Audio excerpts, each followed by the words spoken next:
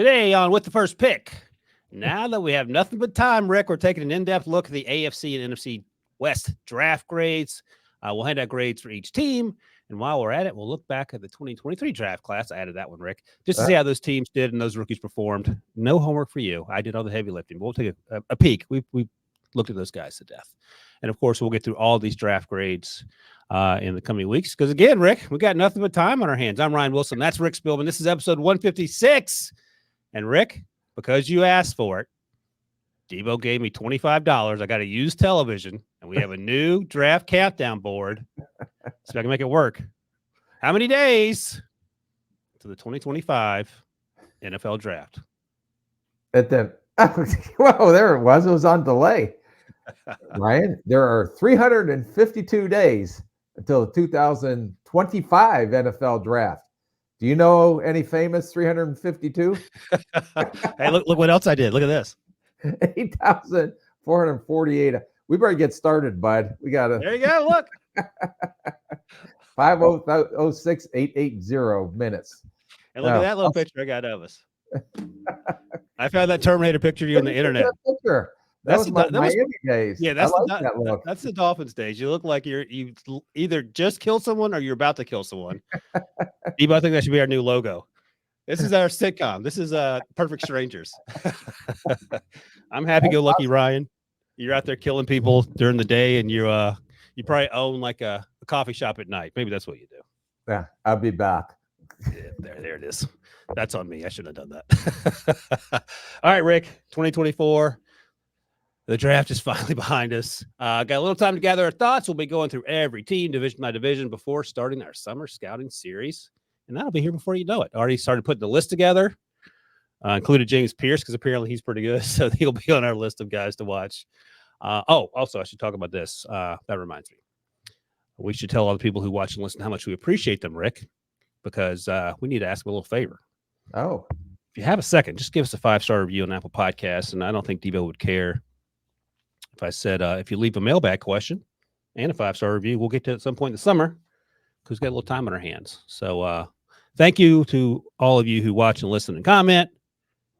Last year went pretty good, Rick, according to Debo. So I don't know if he's just telling us that makes us feel good about ourselves. But in order to keep growing and getting better, leave us a 5-star review if you like what we do here. And a mailbag question, and Rick will answer it.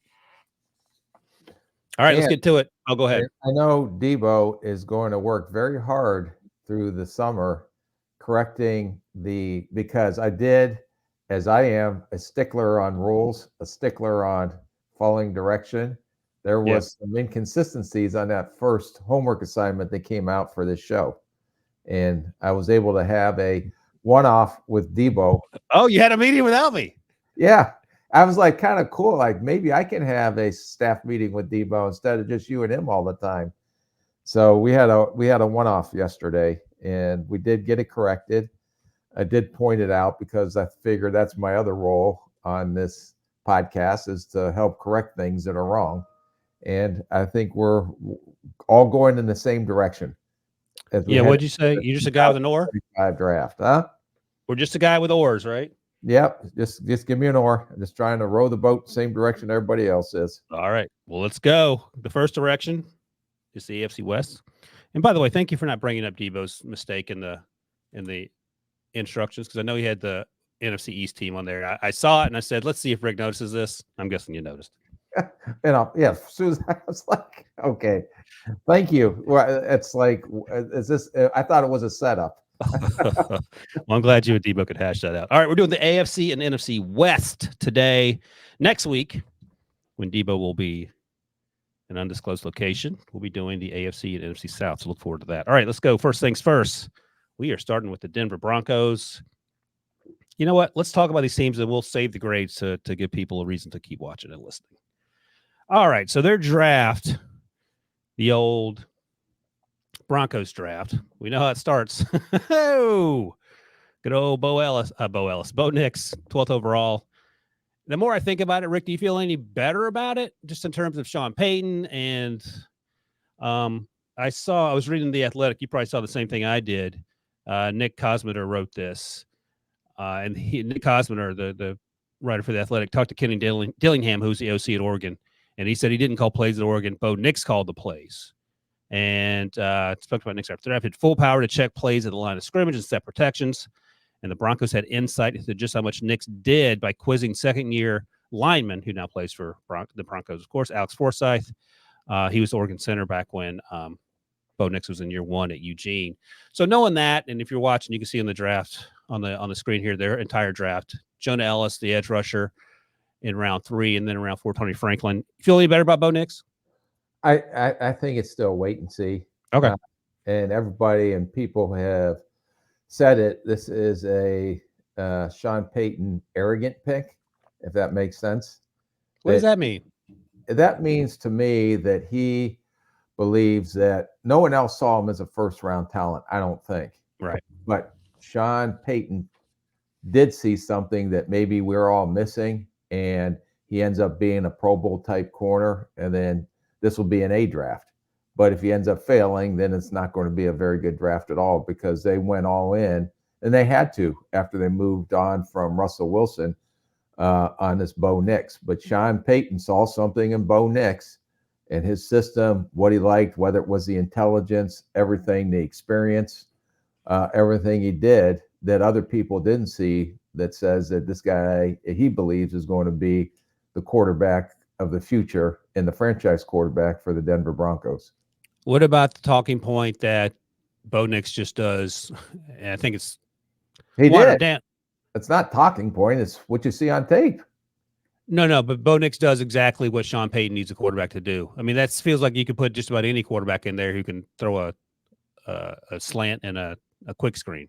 I'm not trying to belittle Bo Nix. My point is that it feels like it's a little more complicated than that. Yeah. You mean Sean Payton? Sean Payton, yeah. Sorry. Yeah, no, I think his offense, he'll adjust his offense a little bit to what Bo Nix does well too. But Sean Payton couldn't get Russell Wilson right. So this will be interesting to see. Right. It's not as easy as just saying, well, it'll work. Okay. Right. Jonah Ellis. I like Jonah Ellis a little more than you, but you're okay with that in the 3rd round. That feels about right. Yeah, they needed edge rush, and I think that he'll be in a rotation right away. I didn't think he was as impressive versus the run, but as a situational pass rusher on 3rd downs, I think he'll give him some definitely juice off the edge.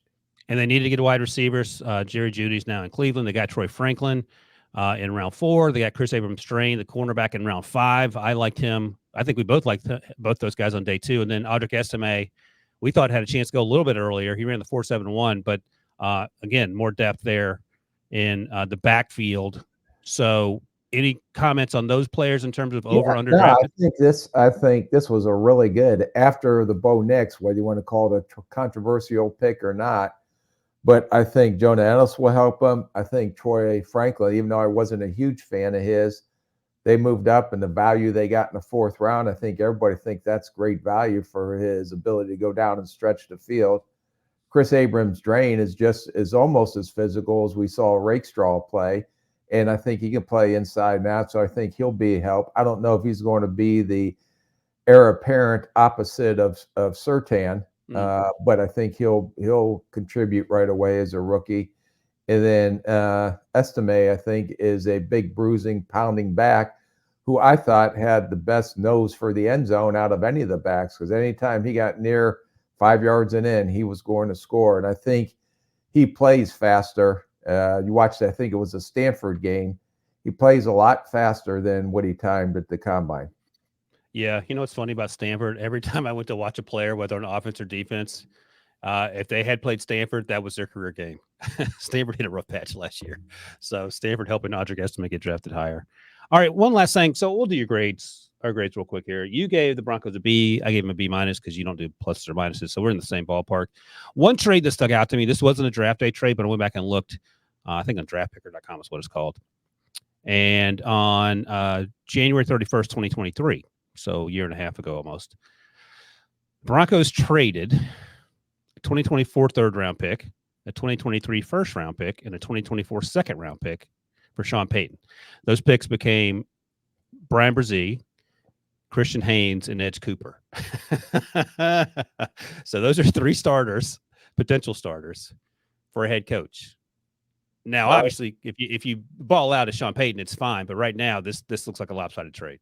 Yeah, but you're not going to know that for 3 years down the road. Yeah. So if those guys all end up being Pro Bowlers or legit starters in the league, and Sean Payton picks Bo Nix and it doesn't pan out, then I would say that was a lopsided trade. Yeah. So far, Mickey Loomis is in the lead, but we got a long way to go here. All right, cool. Anything else you had on that, Rick?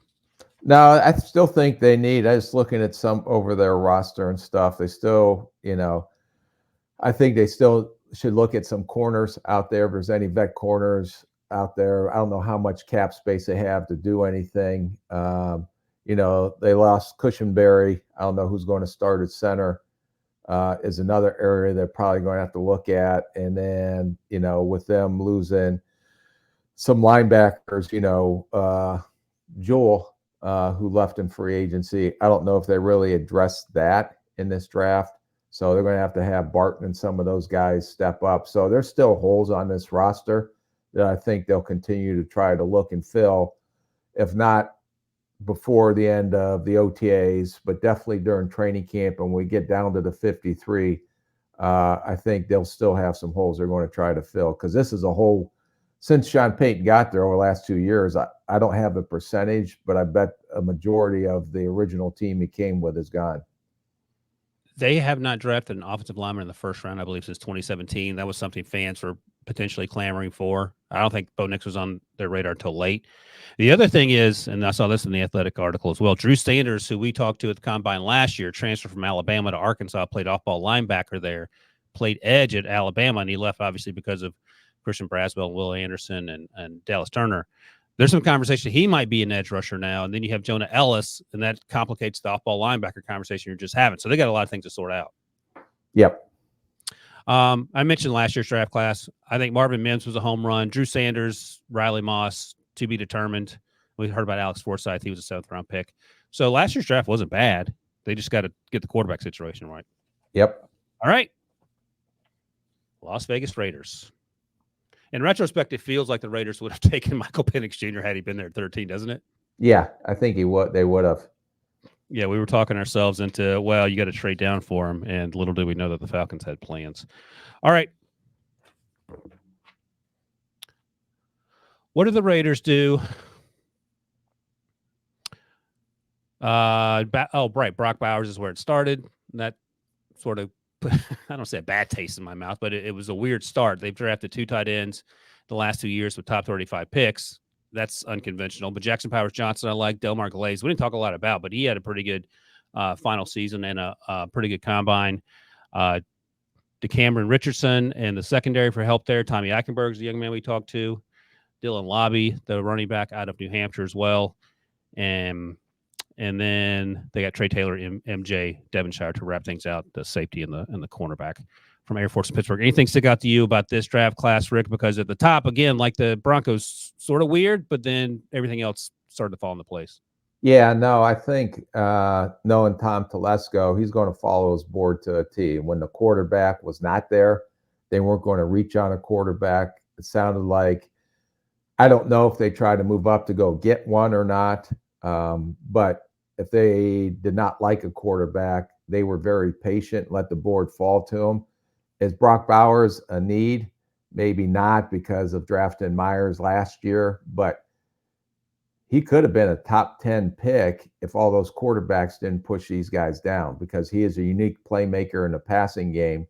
And I think that when you're sitting in that GM seat, you have a blue player, or you think's a Pro Bowl player, staring at you in the face, you can't pass him up. So I give credit to Telesco, even though where there's some other needs that he could have went in a different direction, but he stayed true to his board. And I thought they got great value if with Brock Bowers sitting there. And if they didn't draft Myers, and he didn't draft Myers last year, but let's say they needed a tight end, you would have gave us an A+ grade. Yeah. So I think we grade hard because it didn't fill a need. Yet I really thought that Telesco did a good job staying to his board. And if there's a Pro Bowl player up there you think's going to be a Pro Bowl player, regardless of position, you have to take him. Right. If they had taken Michael Penix Jr. at 13 and the rest of this draft unfolded the way it did for them, it's an A. So Fair enough. At the end of the day, Rick, you gave them a B. Again, I gave them a B minus, the same as the Broncos there. Couple things here. They did sign Carter Bradley, our guy out of South Alabama, is an undrafted free agent. I don't know if he has a chance to make the roster, but that's the quarterback they got. He had a good Senior Bowl. Yeah. I just don't think he's going to be a starter, but that's just a note there. And also, you talk about Tom Telesco, and we're going to talk about 8 teams today. If I had to guess, the average number of draft day trades is probably between like 2.5, 3.5. How many draft day trades do you think the Las Vegas Raiders made over the weekend? None? 0. Tom Telesco, every time it was their turn to pick, he picked, and apparently his phone was off the entire 3-day draft process there. So they got their guys, and yeah, and I think they got great value with Jackson Powers Johnson. I think he's an instant starter right away, a guard or center. Glaze, I think you liked him a little better than I did. I don't know if they're going to move him to the right side because they need a starting right tackle. Right. He flopped back and forth at the Senior Bowl. They actually played him some inside a guard where he struggled some, but he does have some athletic upside to develop. And then it's like Telesco just, hey, we're not moving. Let the board fall to us. Let's take the best players. They keep falling to us off the board. So I give him credit for being as disciplined as he was, blocking out the outside noise and just taking best players as they came down to their pick. Did you guys do research on the value of draft day trades? Because as I went through these anecdotally the other day, I was like, oh my gosh, the X team gave up a lot to get the player. And a lot of times these players don't work out. I'm talking like in the second and third round. Never mind the first round. Do you have research on that before you went in? Oh yeah, no, we did all kinds of analytics on what buckets to trade up to. So, between 44 and let's say 62, that's a bucket where everybody in that bucket performed relatively the same way. So if you want to trade up higher in the third round to get up into 62 to the 44 range, you had a better chance. If you're bored and you evaluate it correctly, you have a better chance on hitting on players. So we didn't do the points as much as we looked at the buckets and where those players fell in those buckets and how we would move up or down according to, but worked within those buckets, if that makes sense. Yes, sir. All right, next up. Oh, let's take a quick break here. Let's take a quick break and we'll come back and we'll hit the Chargers and the Chiefs in the AFC West right after this. Women have power. Use it. You need to send a message. I never should have sent a boy to do a woman's job. The Chi. New episodes May 10th. Visit ParamountPlus.com/The Chi to get 50% off. All right. Los Angeles Chargers. A team that actually didn't do very much in the way of trading either, even though Tom Telesco is no longer there. But they took Joe Alt at 5. Did we get any resolution on where he's going to play? I don't know yet. I think we'll find that out as the rookies come in this weekend, and then see how they line them up. So it'll be interesting to see where they line them up. But I mean, you've talked about this before. They've had those conversations before you draft. Yeah, You work it out. You they have a plan in place before the draft. So when I went back. I was looking to see what we said after day one. We did the 2 p.m. Friday podcast for CBS Sports Network, and we did a top 10 mock draft for the top of the second round. And we had, I believe, Ladd McConkey going to the Patriots at 34. This is the only trade that the Chargers made all weekend. They traded from 37 to 34 to get Ladd McConkey, and all it cost them was a 5th round pick, and that feels worth it. The Patriots traded down to get Jalen Polk a few picks later. But Ladd McConkey went where we thought he was going to go, just went to a different team. I don't know why you would pass on Ladd McConkey unless you're concerned about the injuries or maybe the fit, but this feels like a pretty easy choice, right? Yeah, they have no choice. They had to address the offensive line. They had to address who they have at receiver. Right. Quentin Johnston has to play better this year. They got rid of Mike Williams and they traded away Keenan Allen. So they're revamping that receiver room. But, they're definitely going to focus on running the football because that's what Greg Roman does. That's what he did when he was a Baltimore OC and when he was with Harbaugh. So plan on them running the ball and not putting, at least right now, as much resource into the receiver position as maybe other teams do. Yeah, they have Josh Palmer. They drafted Darius Davis last year, which maybe is going to look smarter because of the change in the kickoff rules. But he was a third-round pick, and I think that's in part why I think Jaquan Jackson's a better player than Darius Davis. You agree with that? Darius Davis was a little bit of a gadget guy more Yeah. than anything. But I thought, getting some of the receivers they got, Brandon Rice may help them on the outside. Vital, for the running back from Troy, I really think fits their scheme because he's in the line between the tackles runner.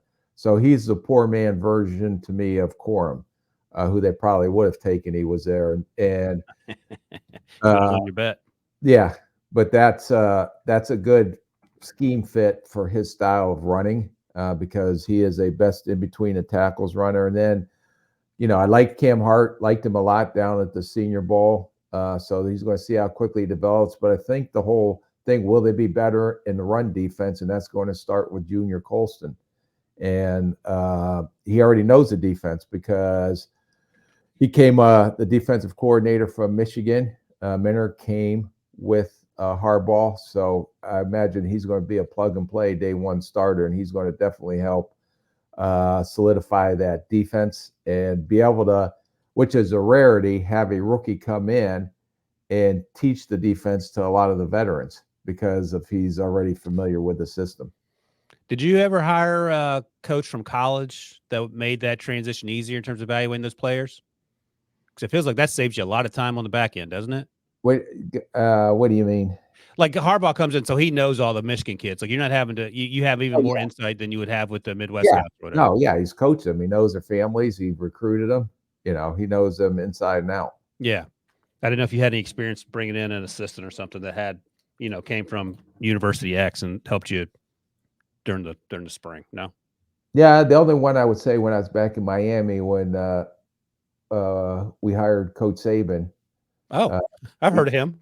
Yeah, he had pretty good insight on college players and everybody that he recruited. And even if he didn't have them at Alabama, he knew them because of how much time they put in recruiting the kids. That's when you're recruited back in without having to worry about the NIL money. Right. But that's another rabbit hole we can go down. That's a different animal. He came from LSU, by the way, Michigan State at that point. Is that right? Yeah. He was Plexico Burris' coach when the Steelers took him. That's how long ago that was. My goodness. All right. So, yeah, this team, they fill needs. This team is better on paper. We'll see how it works out. There's a clip going around shortly after the draft when they had rookie OTAs or rookie minicamp in Kansas City, and Xavier Worthy dropped the pass. And people were about that. So people are going to have some comments on the minutia of whatever happens in the coming days because there's nothing else to talk about. All right, speaking of the Chiefs, and in case I didn't say it, Chargers A from Rick, A- from me. The only the minus was just the Joe Alt thing. If they have it figured out, it's figured out. But I want to see how that works out in terms of where he plays or where Rashawn Slater plays. Next up, the Kansas City Chiefs. We talked about Xavier Worthy a moment ago. Here's the trade. 2024 first-round pick number 32, and they had to give up a third-round pick, the Chiefs did, and a seventh-round pick to go from 32 to 28. On paper, that feels rich, doesn't it?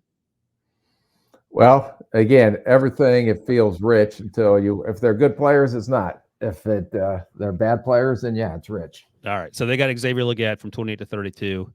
And then pick 95, the third round pick, ended up being Dwayne Carter going to the Bills. And then a seventh rounder, Travis Clayton, to the Bills as well. The Chiefs also got a fourth round pick back, I should note. So that evens it out a little bit. And that turned into Jaden Hicks. So again, to your point. So Xavier Worthy at the top. We've talked about him. Kingsley Suamatea. And the interesting thing about Kingsley Suamatea is that there was a trade. He was drafted 64th overall. At 63, he was drafted 63rd. At 63 is where the 49ers were sitting, and they needed offensive line help. And they traded one spot back with the Chiefs to allow the Chiefs to come up and get offensive linemen, which tells you how they felt about it, number one. But that's interesting how two different teams who are incredibly successful, both in the Super Bowl last year, have different views of how to grade these players. And I think sometimes that gets lost on us because if a player didn't go until X pick, he must be a bust or must be going to destined for stardom. But different teams have different grades, no matter how good those teams are. Yeah, like San Francisco, if that was their guy, if Kingsley was their guy, they wouldn't have traded. Just take the guy and move on. But apparently he was lower on their board than he was on Kansas City, so they were willing to make that trade. And one pick later, the 49ers took Renardo Green. We'll talk about that in a little bit. Jared Wiley, your guy, went in the 4th round, and then Jaden Hicks, our buddy Pete Prisco's guy, the safety out of Washington State, went in round 4. Let's see. I mean, this feels. You gave him a B. I gave him an A. Why'd you give the Chiefs a B? Because I think this draft, especially the top, feels like they did a lot of damage. Yeah, I just don't know. Xavier Worthy, is he worth moving all the way up to go get for a lean receiver? And if he ends up being, Devontae Smith, as they try to compare him to, then yeah, it was worth it. If he ends up being Jameson Williams, then no, it wasn't worth it, because Jameson Williams has some drops coming out of Alabama. And Detroit, if you have to poke one hole, and maybe they're first in Brad Holmes, and I wouldn't call him a miss yet because he's made some plays, but was he worthy of the 12th overall pick in the draft when Detroit went up and traded for Jameson Williams? Can he stretch the field? Yes. Is he fast? Yes.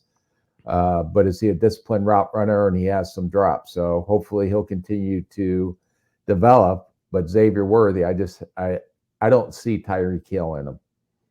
No, that's a huge burden to put on anyone, for sure. That Jameson Williams trade, Brad really moved him a long way too. I forgot about that. Yeah. This time, Minnesota. You weren't there though. No. You were in Las Vegas with us. Yeah. Yeah, that was fun. That's back when you used to wear ties. Remember that? No. Your first day on the job, you wore a tie. Then after that, you're like, I'm done. Yeah. It was so hot. It was not cold. It was something else. Jared Wiley, he'll get on the field if he can block, I would imagine. But in terms of offensive production, do you want to gander a guess? Because no one thought Sam Laporta was going to do what he did. I mean, well, yeah, he's playing behind a Hall of Famer. So, but I think he'll develop into I don't think he'll be as good as Kelsey, but similar body frame, similar catching radius, maybe not as athletic, but this kid's pretty athletic for as big as he is.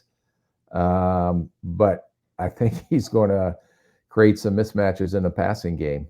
And I think they saw some, I don't know if he's the heir apparent, but they saw some traits similar to Kelsey, which I did as well. And they got him late in the 4th. So, I mean, it's when they draft Kelsey. As you like to say, no brainer. And you said, I think we talked about this, both Kelseys were drafted later because they were undersized. Yep. Yeah. Today, both are going in the 1st round. Both are going to be Hall of Famers. Imagine that. 2 sons, 4th round, or day 3 picks, Hall of Famers. Both have won titles. Pretty good run here. All right, we're going to take another quick break here, Rick. When we come back, we'll hit the Cardinals and the rest of the NFC West right after this. Golf's brightest stars head to the Bluegrass State for the second major of the season, the PGA Championship, May 18th and 19th on CBS. All right. Arizona Cardinals. I'll get the drama out of the way early. A and A+. A from Rick, A+ from me. I mean, this draft, Monty Ossenfort in back-to-back years has done pretty well. This one started with, of course, Marvin Harrison Jr., who has yet to sign his name, image, likeness, which some people are angry about, and I do not care. Last year, they had Paris Johnson Jr., just quickly to recap, B.J. Ojulari, who had a really good year that no one talked about. Some guy named Michael Wilson had a good year, too. You remember him, Rick? Yeah, the guy that was hurt all the time. He's still hurt. The Wilsons are taking over the NFL is what I'm hearing, Rick. Between the Steelers and Michael Wilson. All right, so Marvin Harrison Jr., I don't know who gave these grades. Oh, P did. That's a B+. That's stupid. It's an A+ if you're watching on YouTube on the website. Darius Robinson, I love that pick at the end of the 1st round. Max Melton, I know Rick liked that pick. They got in round 2. Trey Benson, another home run hit. Isaiah Adams was Rick's guy. You like Tip Ryman, the tight end? Yeah, as a blocker. So they got 2 Illinois players in back-to-back rounds, and Isaiah Adams. Both of those kids are tough throwback type kids, so they'll set a tone up front for the Cardinals on offense. And then they get Elijah Jones, cornerback out of BC, who had a good Senior Bowl. Dadrian Taylor-Demerson, who Rick and I agree was a really good player in the middle of the defense for Texas Tech as a safety. Xavier Thomas, designated pass rusher, former 5-star, who just battled injuries at Clemson.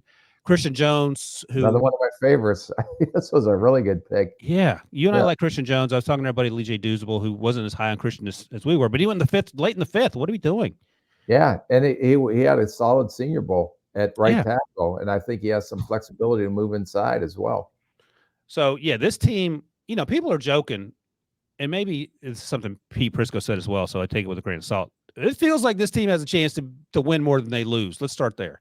I think they have a chance to go above 500. I don't know if I'm ready to say, and we would said the same thing about Houston last year, but is this the team that's kind of like no one's talking about, but comes out the gates? And they were competitive, even for the lack of personnel they had last. They were competitive. They went to Philly and beat Philly in Philly.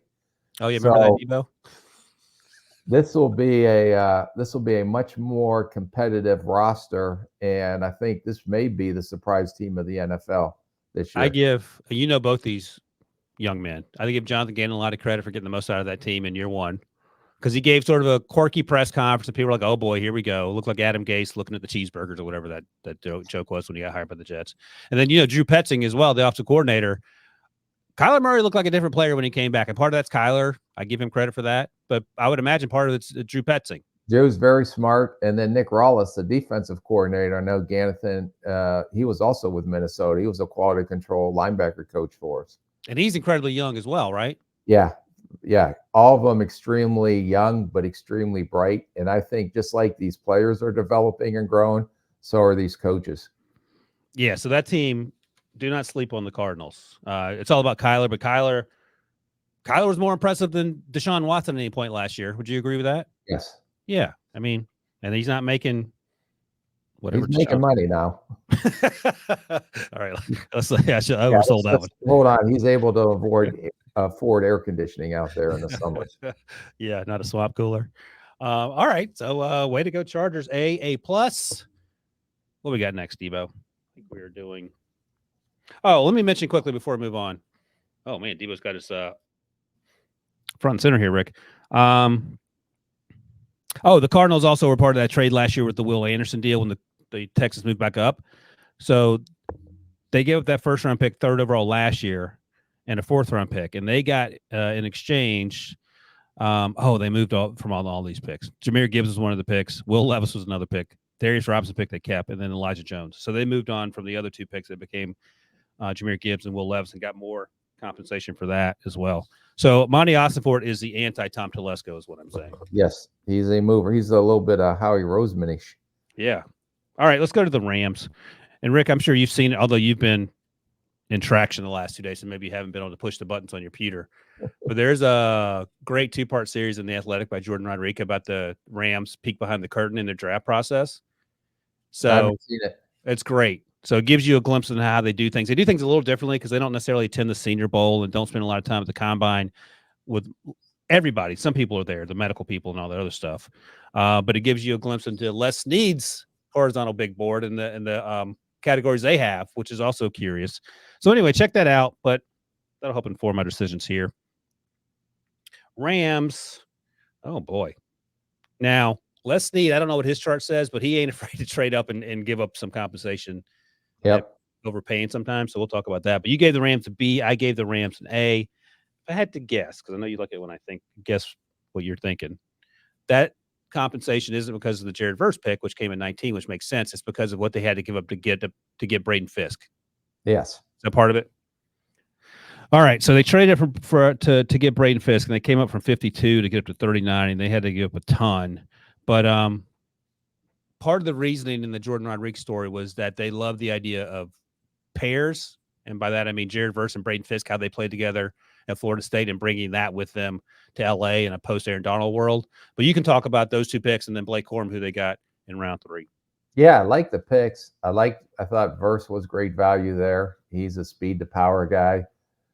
Fisk, he rose up the draft boards through this pre-draft process, starting down how he finished the season to the Senior Bowl, what he did down there, to how he worked out at the Combine, to I'm sure He was very impressive through all the interviews in the pre-draft process. My comp to him was a little bit of the defensive tackle that went in the 4th round, but was much better than that, to play to Cincinnati from Georgia. Geno Atkins. Oh, Geno. I thought you were going to say Kobe Turner. No, Geno Atkins. So they're both tone setters, and they play with a lot of passion. And then I really like the combination of Corum and Williams. 2 similar type backs, but Williams had some durability issues last year, but had a very productive year. And I think Corum will fit right in with that scheme as well.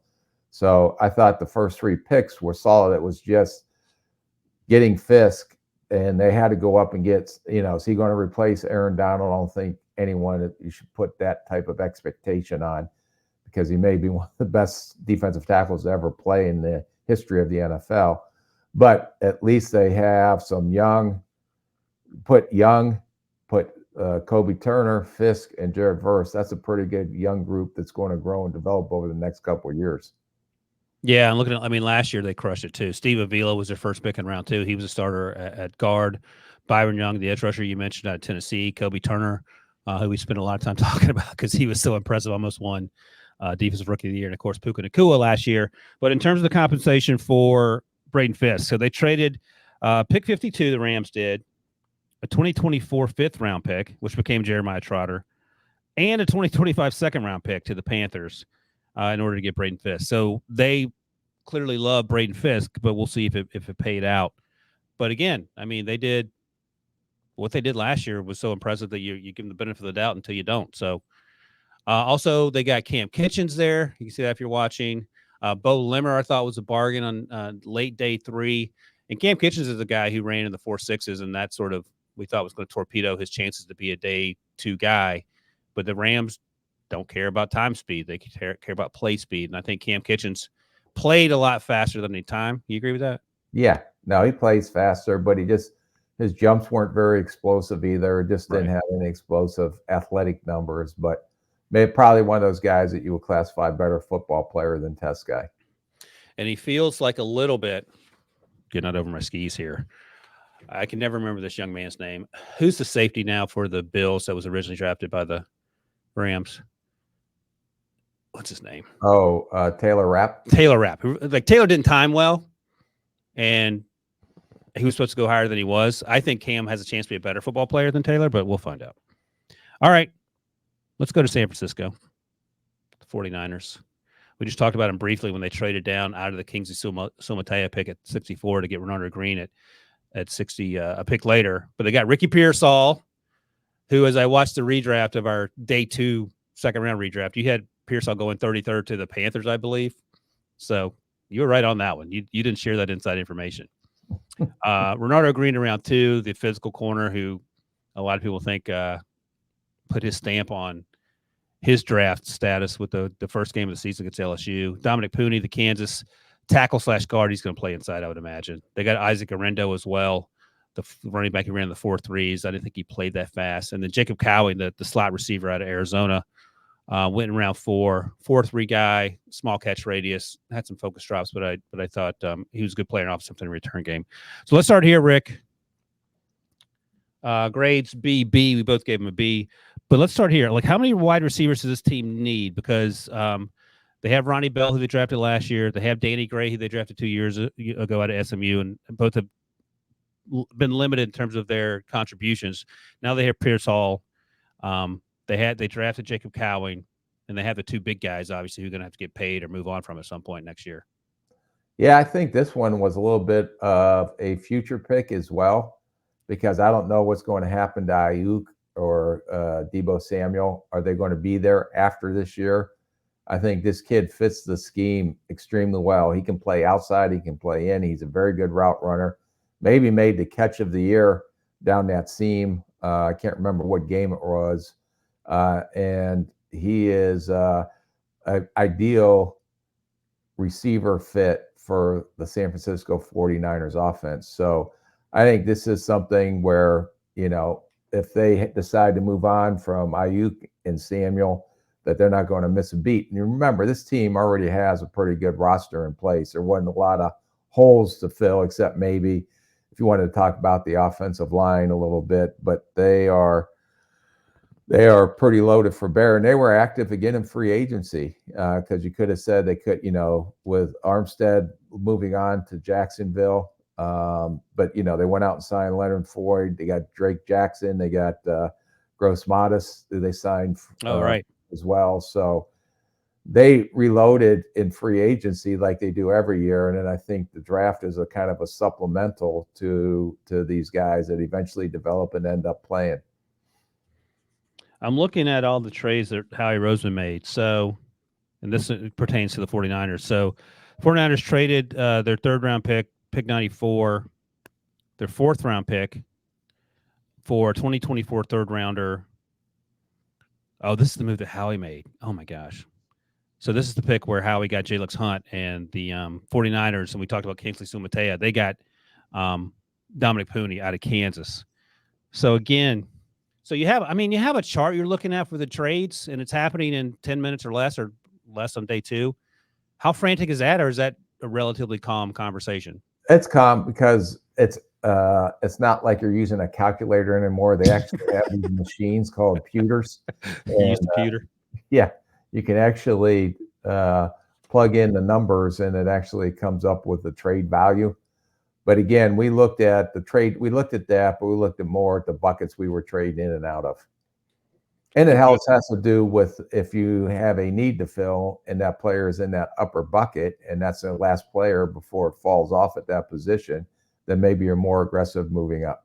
Would you ever go off script if you had a gut feeling about a player, like overpay for a player? We rehearsed it and went through it so many times that I don't know. It was discussed to length and ad nauseum, to be honest with you, on potential things you would do during a draft. That doesn't sound like you to cover every eventuality ahead of time. Yeah, and you still can't get them all, but we were sure in the heck going to give it a good shot. Trying to even that makes sense. I think that's the other thing. People, when they try to figure out how these drafts unfold for individual teams, they just think that people are flying by the seat of their pants, but everything's been pretty much planned out as much as you can plan stuff out. Yeah, and even after you see the board cleared on Thursday and then Friday before the draft, you're talking about all these moves again. Okay, we didn't fill this need. This guy's still here. What if he's there? Do we move up to go get him? Look at the board. There's not a lot of depth behind them. Or, hey, do we potentially trade back because we can get one of these three guys still in that same bucket? So these are ongoing talks. And the best thing about it is you got all day Friday to kind of look at it and rehearse it again.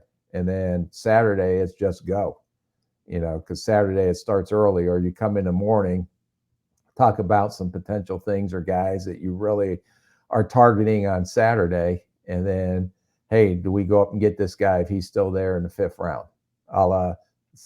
We sat there, or do, like we did Stephon Diggs, or I think we moved up in the fourth round to get Brian Robinson one year out of Texas, who ended up being a good player for us, or an Everson Griffin. Do you sit there? Do you move up? Do you move down? I can't remember all this, but we had those ongoing discussions all through the weekend, even though you rehearsed it as much as you could. By the way, now that predict who's going to be on the board, like when you come in Saturday morning or you come in Friday, you'll know after the result of the day before. Unless it's Ricky Pearsall. Like if every player Ricky Pearsall, you get the draft perfect every year. By the way, Debo has his close-ups on us for some reason. I think he wants me to notice your fancy black shirt there. Is that a new shirt? No, I've had it. Oh, looks like your club shirt. Like you wore that out to the clubs on Friday night on the island? Yeah. Look at that. It's a little shiny. Fancy buttons. It was a gift. It was gifted. Oh, I didn't think that you picked it out yourself. There was no doubt in my mind that you had nothing to do with that. But you look fancy. I didn't know. It's got some like fancy stuff inside the collar. Yeah, look at you. Look at you. You probably it's island. It's like one of the NFL draft suits. You got like the designs inside the jacket. Yeah, if I undo my shirt, you can see. You got your Brian Wilson in the inside. I was gonna say you got your Maslin Hall of Fame bust in there on the inside. That's what it is. He doesn't like talking about that, Debo. All right. B for the 49ers. Both of us, Rick and Ryan, gave the 49ers Bs. But the Seahawks both got A's from Rick and Ryan. And they've already had some rookie workouts here, Rick, the little mini camps. Are they mini camps or OTAs? What do you call the rookie get together? Mini camp, rookie mini camp. Mini camps. All right. So they had Byron Murphy there, of course. And one of the comments I saw from Mike Sando from The Athletic was that Byron Murphy has not missed leg day when you see him in person. And I think you can confirm that.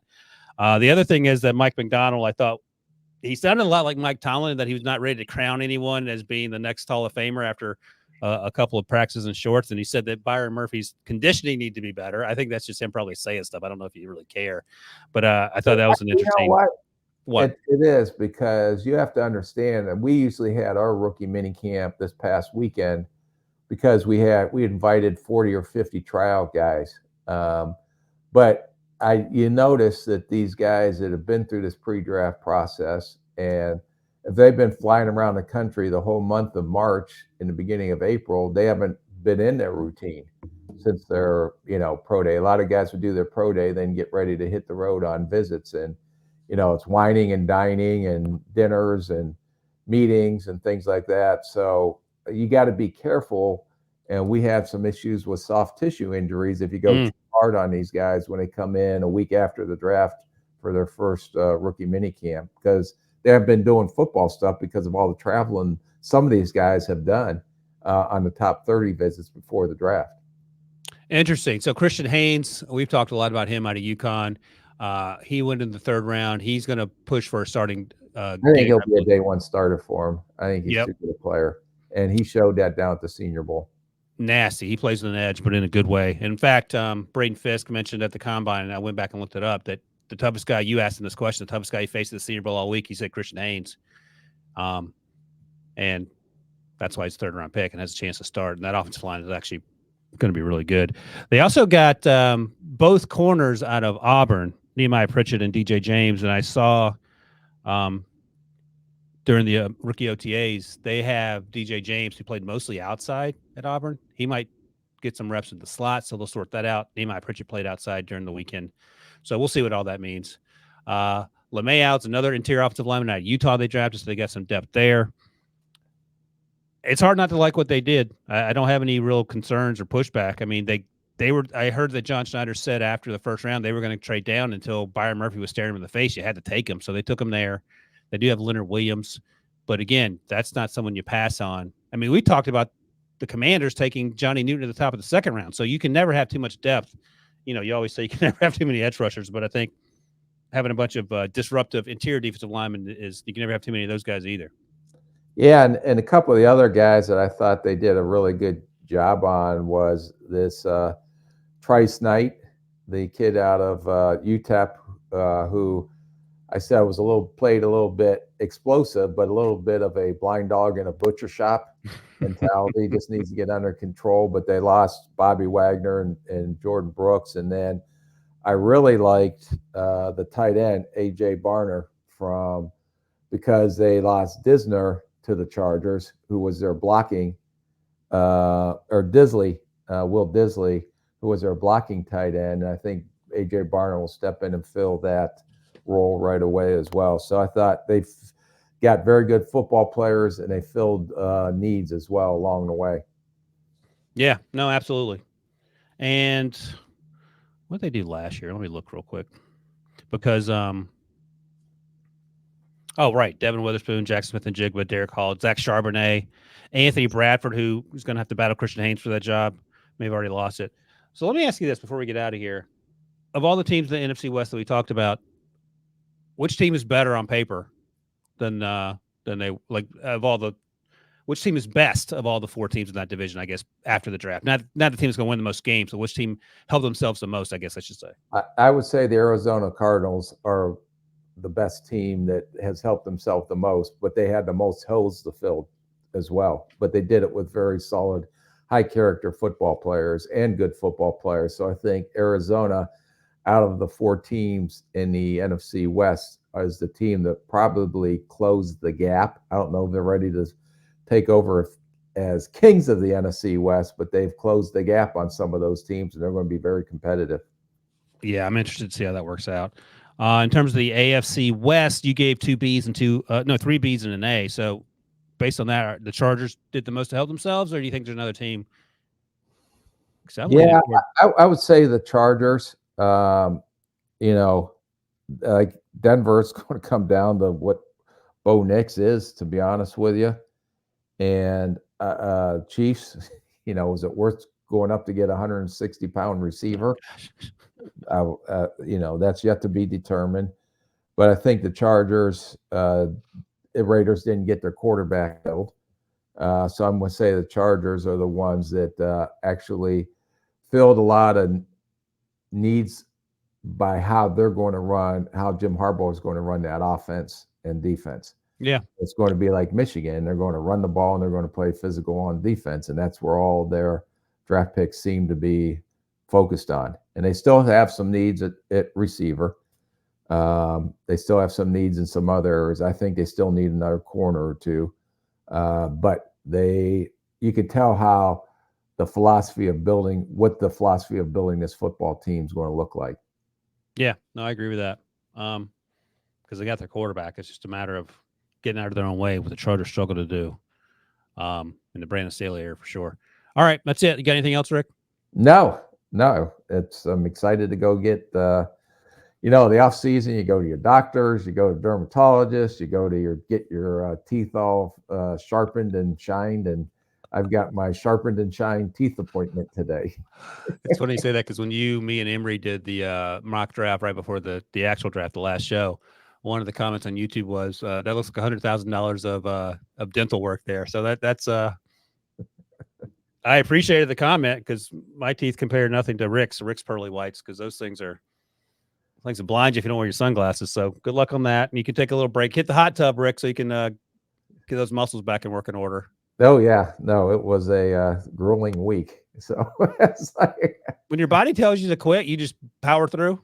Yeah, that's when the mental toughness test comes in. So when it says stop, you just do more. All right, well, if it says take 2 ibuprofen, take 3. So you'll be taking the wheelchair to the dentist's office. I got it. All Rick right. is not a doctor, by the way. Don't take his advice. He's a doctor of pain. Yeah, no, that's like Ryan. You always said I had great bedside manner. Maybe I should have looked into the medical field. Can you imagine? Get up. All right. That's it. That's wrapping episode 156. Thanks as always to my guy Rick. Thanks to Devo for producing, and thanks to all you guys who watch, listen, and comment. Back later this week to talk draft grades for the AFC and NFC South. See you guys then.